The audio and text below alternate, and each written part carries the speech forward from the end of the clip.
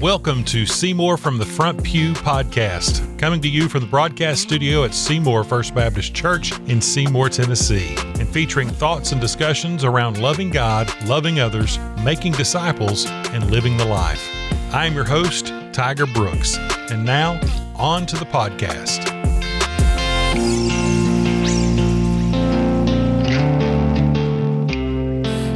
Are you over there mouthing my words? Yeah. Okay. Guess who's back? We is back. We are. Welcome to 2025 of the Seymour from the Front Pew podcast. It's good to be here, boys.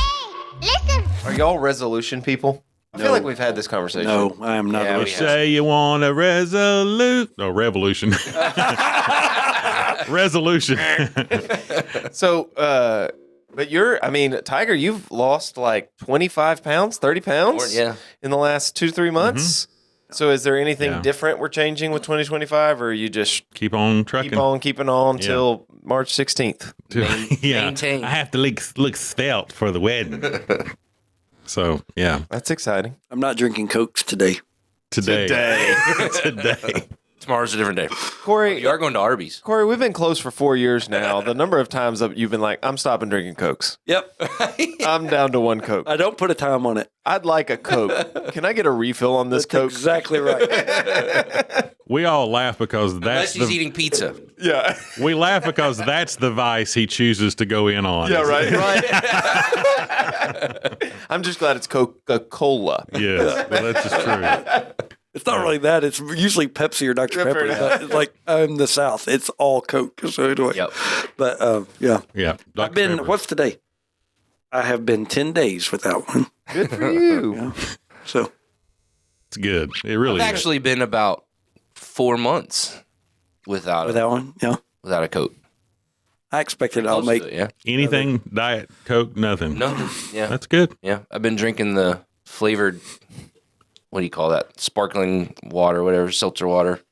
Been drinking those, but Yeah. I'm trying to get mostly to water. I'm trying to get through India at least. If I can get through India, that's pretty good. I've been 7 years without a Coke, so get on my level. But can you imagine how many calories? I will never get to Just that. imagine, like how many calories I have I not know. intaken because I've done that. Anyway, Yep. so they'll come back though. Yeah. I know that diet drinks aren't. They're still not great. Yeah. But I don't drink regular Just Cokes. no. I would rather not have a Coke than to drink a diet one. Yeah. Yeah, I don't like the diet. I don't like the zeros either. So I do like the zeros, but Mine was always a cherry Coke. I didn't really care about much of the others, but cherry Coke was, that's the bee's knees. yeah. it's all dependent on what I'm eating. Like if I'm eating a good pizza, it's like you need pizza and a Coke, or a really good burger. It's like a burger and a Coke. Yeah. Literally, for me, I've always been a Coca-Cola person. But in most recent years, it's always been Diet Coke. I'm now Coke Zero. I really like Coke Zero better than I do Diet Coke. But for many, many years, the number one in my life was Mountain Dew. I love Mountain Dew. That's East Tennessee. That's a bad Yeah. one for you. And I'm Mountain surprised Dew, it was not Doctor Enough up yeah, in. Mountain Dew can take Johnson paint off City. your car, but Yep. but I still drink it. Yeah, I mean, Dr. Enough is big back where I came from, and it still is. Pal serves Dr. Enough. That's enough. Says it all you need to Is say. Dr. Enough like a Dr. Pepper knockoff or like a Mountain Dew knockoff? It is. It is It's kind of a hybrid between Sprite, Mountain Dew, yeah, a Sprite. ginger ale. Yeah, like it's Squirt? in that it's a clear drink. It's in the vicinity of those. If it was Northeast Tennessee, it would be a clear drink. Yeah. Anyway, believe it or not, this is not a soft drink episode. Or a resolution episode. Good tried. We are going to jump in because we've really got a short amount of time here. Got to get this man to another meeting. Sorry. And but today we thought we would take an opportunity as the first episode of, I guess, this new semester, if you will. Many people don't think about churches operating in semesters, but we sort of kind of do because we sort of emulate the holiday swings of a school year, a typical public school year, I guess we could say. And so we are kicking back into the new year. We are kicking back into Wednesday evening activities coming up on the 15th. And really with that mindset, it kind of, through all of our ministries, we sort of go with those ebbs and flows. And so there's going to be, we'd call our Wednesday evening merge, Wednesday evening merge, and we have a variety of activities across all of our family units, from kids all the way through adults. And we thought we would hit that, talk about maybe Sunday sermon stuff coming up in the future. And, worship kicked off actually the practices as we are taping this. Practices kicked back off for worship last night. Yep. And you had a pretty good number. I think you had some. We were in the 70s with 15 new members. 15 newbies. Yep. That's awesome. Yeah. And so that was, by the way, the video for 15 new. How many had you run off before that? That's a valid question. Yeah. We replaced the 15 that left. Right. 15 newbies. Hey, net zero is not bad. This is true in a lot of different facets of life. But the kickoff video you did was very good. Yeah. Thanks. That was a spur of the moment. Shelby idea?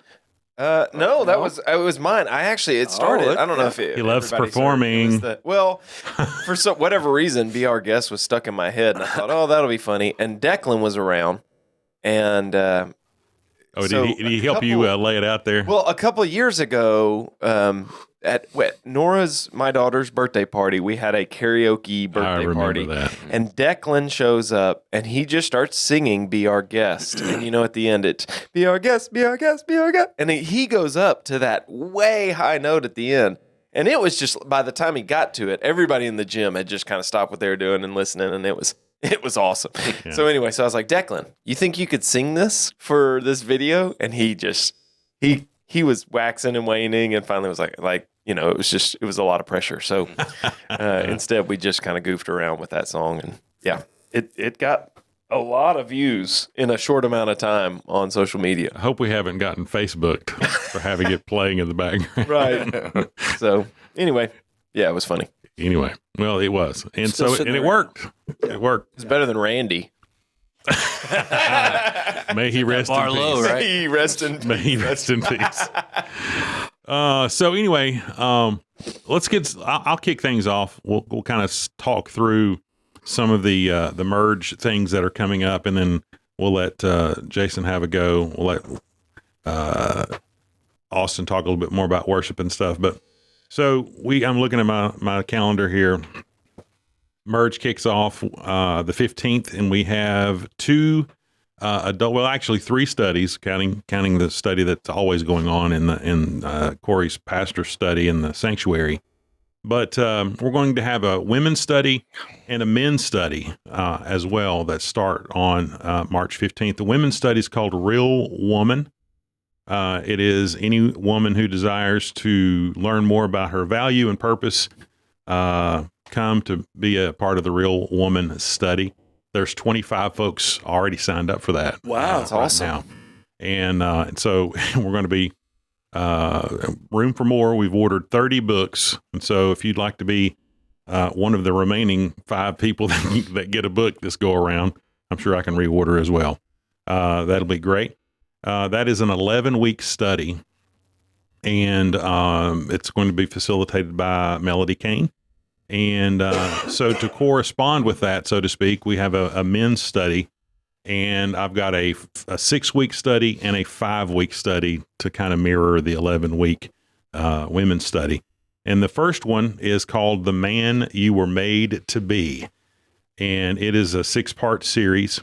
It's going to touch on, you'll love this alliteration. Uh-oh. It's going to touch on fitness, finances, family, failures, and friendships.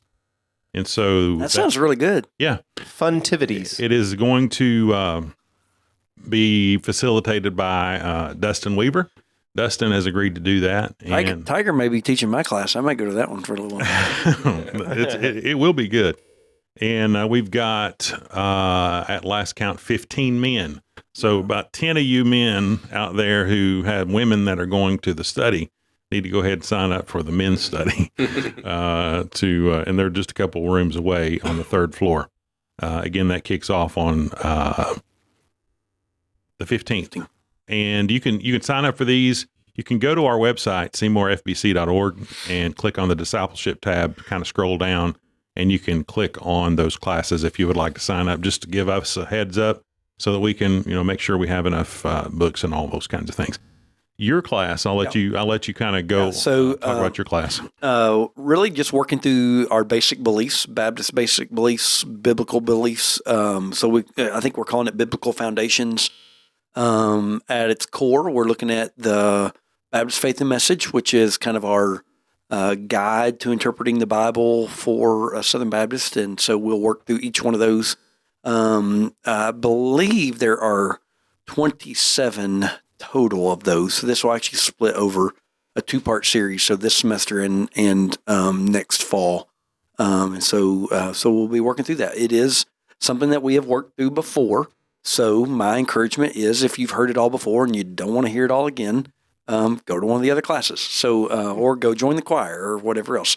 But it is something that it is great for us to be reminded of on a regular basis. It is the guide for how we try to approach God's word and approach doing ministry inside the life of our church. So. Yeah.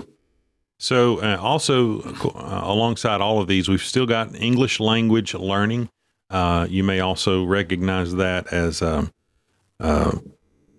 ESL, is what you're trying to come up with. ESL, English as a second language. They've gone away from English as a second language to calling it English language learning, because for many folks, this is a third language or a fourth language. And so anyway, we've had that going on for several semesters. It kind of ebbs and flows. There's many folks who benefit from this class are all also here working in construction and things. And so sometimes our attendance is affected by the weather because they work late and they can't get here and those kinds of things. That many people, the question I have a lot about that is this just for Spanish speaking people? And obviously no, it's anybody that wants to learn English. So if you're coming from a German background or a Portuguese background or a Spanish background or Chinese, whatever, they speak English in the class, and that's what we're learning. And so that's we've had multiple language backgrounds trying to learn English already in that class. So. And I would also say this, in talking with the ladies that have helped facilitate this, we could also use volunteers. So if you're an English speaker, but you would like to just come and volunteer your time to kind of work with folks on a more individualized basis on Wednesday nights, we can use more volunteers. We started out with 20 some volunteers to do it, but because of we haven't had just this overwhelming turnout of people needing that, then some of those have kind of fallen by the wayside, found their way to worship and some of the other things that we do and volunteer in other aspects of our ministry. So if that's something that you'd be interested in, reach out to us and we can find you a place of service. So that's kind of the adult Wednesday night stuff. Kind of talk through maybe what the students and kids are looking at coming up for Merge. Yeah, so kids jumping back into our hi-fi curriculum, and we're actually making a shift with the preteens this semester, testing it out. This is probably the one thing that's been the void in our newest curriculum that we've kind of moved to this hi-fi curriculum is they don't have a preteen curriculum, and so we've been trying to find the right niche, and so we're testing out kind of a new element for them that I think will be a good thing. And define that, so people know. Define what preteen is. What ages? What classes are those? So our preteens that would be are the people before their teens. Yeah. And right on the edge. So, but for the hard part is a lot of people will think 5th and 6th is preteens, but we do have 4th graders in our preteen department, so to speak, and they, at least on Wednesday nights, they are 4th grade and 5th and 6th, and they have a joint time that they come together, and really that curriculum, the only difference in that curriculum is, so we don't use the student curriculum for hi-fi in our students, and so we're going to use the student curriculum for our preteens and kind of evaluate that and see how that goes, and I think it's just going to bring a new element of depth to our preteens and what they're learning, and so we're excited about looking at that for the preteens, and then continuing on with our with the rest of the curriculum for our merge stuff for the kids younger than the preteens. And our students, as we move into the first of the year, one of the big events, really one of the biggest events of the whole year for us as students, is our Strength to Stand conference, which takes place Martin Luther King weekend at LeConte Convention Center. And so we're gearing up for that and all that looks like. And we've got 97 total going with us to Strength to Stand, which is crazy. 90-ish are going to be staying in the cabin with us. And we've had to relegate some of our adults to be commuters because we don't have the capacity to keep them in the cabin. So we're excited about that and what that looks like. Just want to encourage you. We know of many that are not believers that are going on that trip. And so, please be praying for the students and for our adults. There'll be 12,000 people. Don't go to Pigeon Forge for Martin Luther King weekend because there's 12,000 teenagers there, unless you just really enjoy that like we do.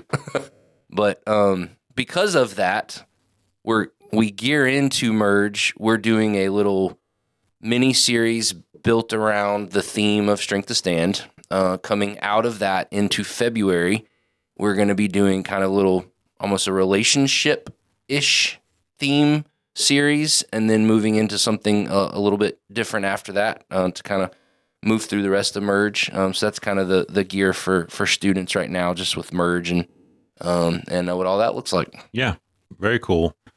One thing that I've left out that I want to touch on before we go to Austin is the fact that, and I just got off the page. So I mentioned the 6-week series that kicks off the men's part, and then the 5-week series that follows that up to kind of fill out that mirroring of the women's study is a study for men called Defeating Repetitive Sin.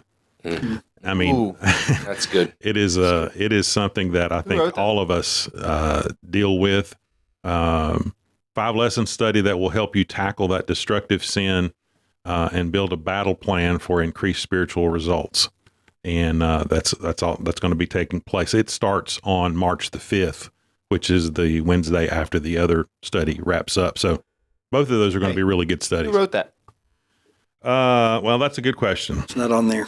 I don't have it on here. Tiger Brooks wrote that. It's one of our vertical is what Right Now Media. Right Now Media Studies. It's a Right Now Media study. You can find it on rightnowmedia.com.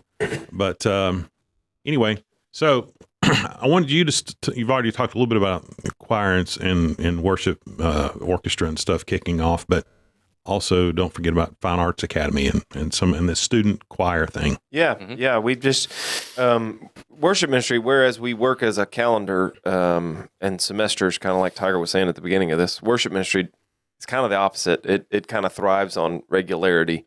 And so the break that the end of December, beginning January kind of throws us into a little oddity because, we got to do the same thing every Sunday. So we're back into full swing of that. And regular rehearsals, which means after this podcast, as you're listening to it, children's choir kicks off Wednesday night, the 15th, and our older children's choir will be building towards their musical in April.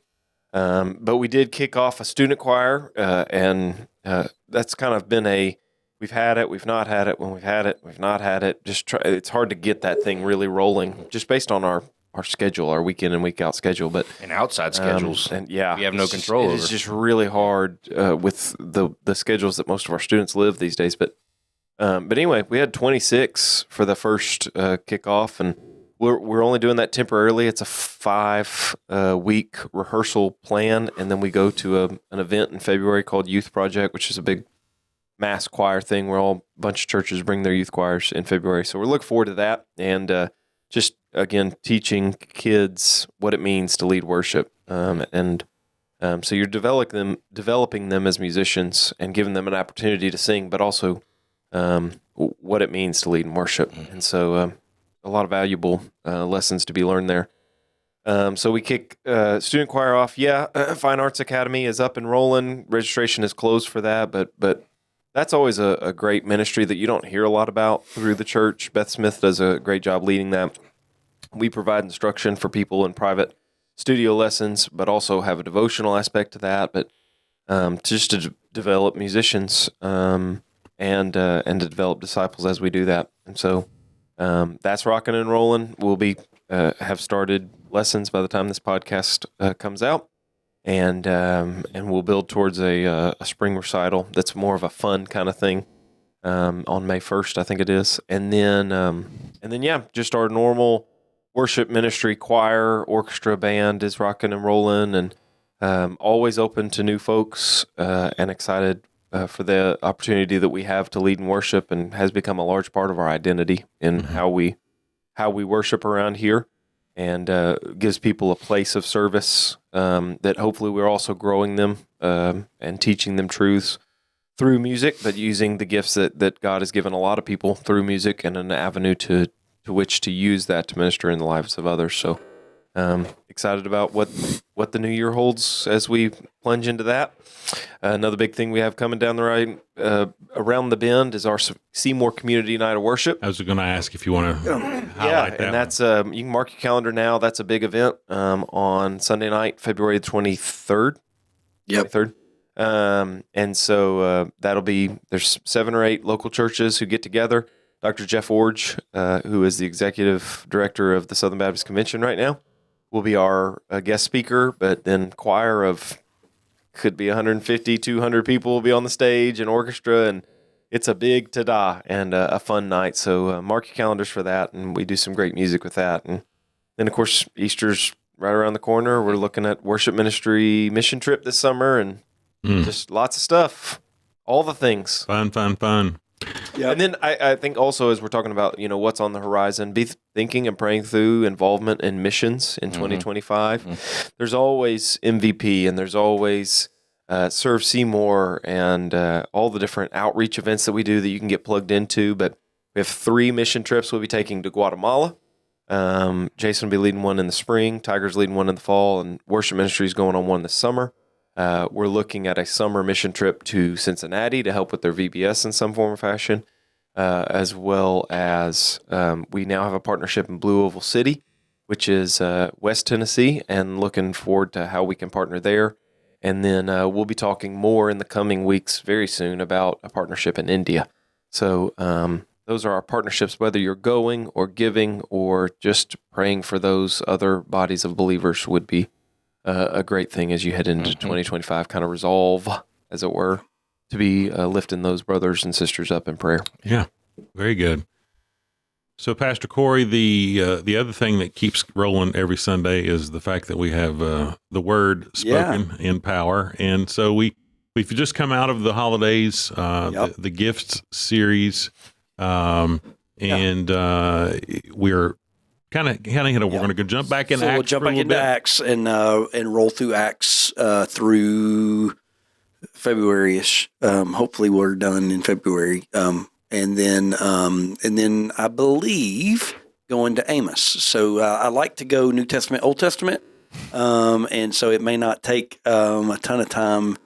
Amos is one of our minor prophets, and so that is what I think we are doing right now. Only in size, not in impact. Okay, that's exactly right. Minor is not about importance. It's all about length. Yes. And so, so we'll be working through that.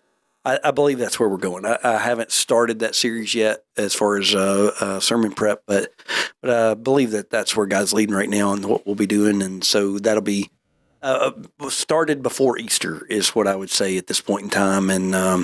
And so, excited to see what God's got ahead for us this year. We talk about new semester, new year. We've got some potential projects looming with our building and our facilities. If you don't know, our building is around 30 years old, and it has the original roof on it. We are looking at a new roof, hopefully, in the next few months. We're looking at the vision project that includes the kids ministry entry area starting to go underway. We are, as I had emails yesterday going back and forth with our civil engineers, working on drainage and parking lots and all those other things so that we can start to move in a direction to open more space up and to do those types of things. And so we've got all those things that are going on, hopefully over the next couple months. And so really what I would say is just encourage you to be prayerful prayerful about your involvement, prayerful over our direction, prayerful over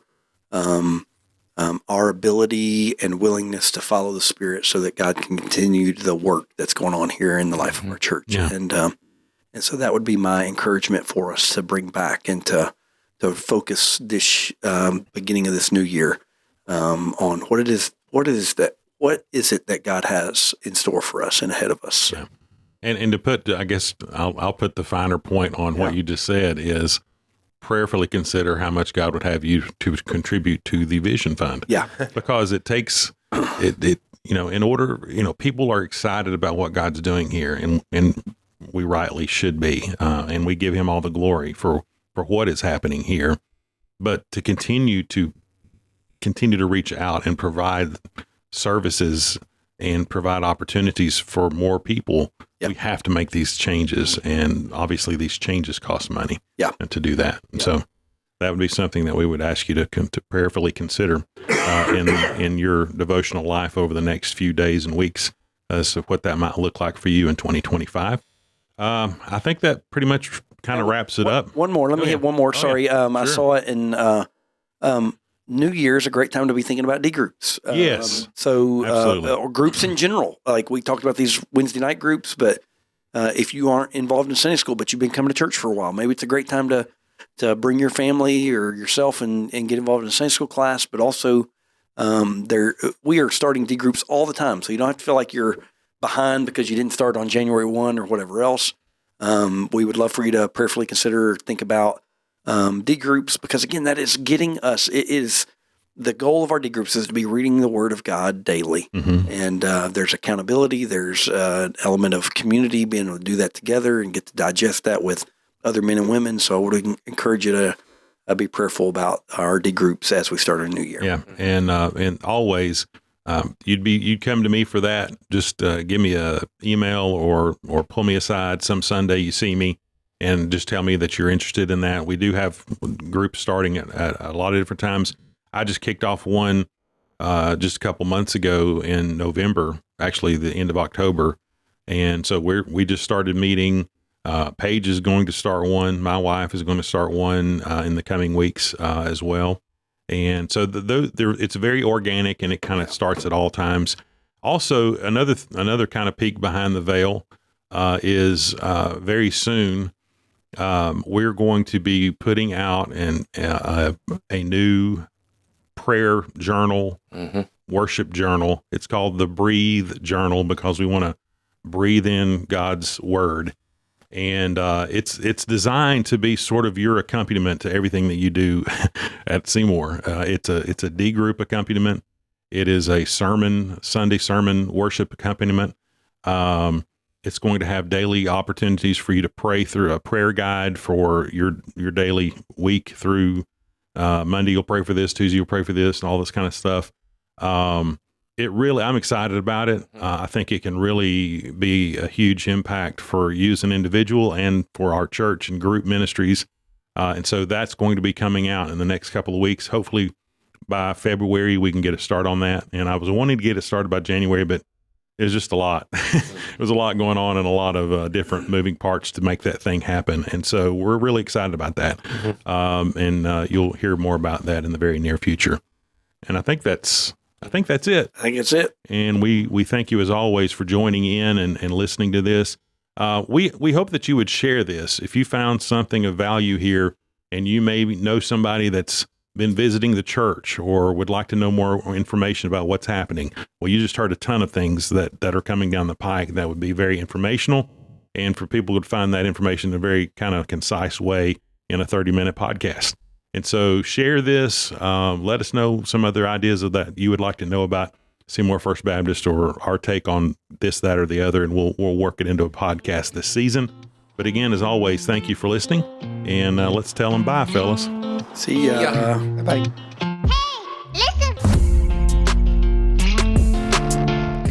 Thank you for listening to Seymour from the Front Pew. Our sole desire for this podcast is to glorify God by educating and encouraging His body.